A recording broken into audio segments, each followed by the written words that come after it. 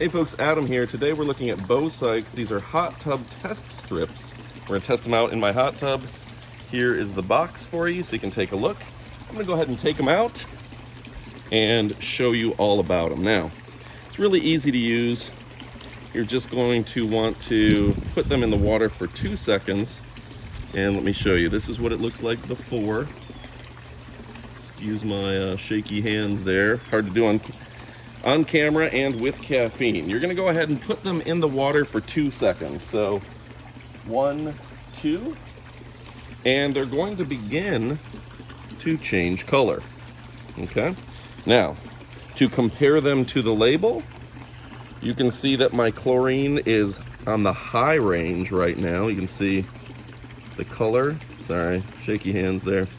The color of the chlorine is a little off.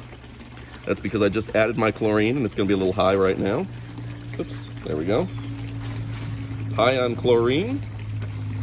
Starting at the top, we're a little off on hardness. It's hard water right now.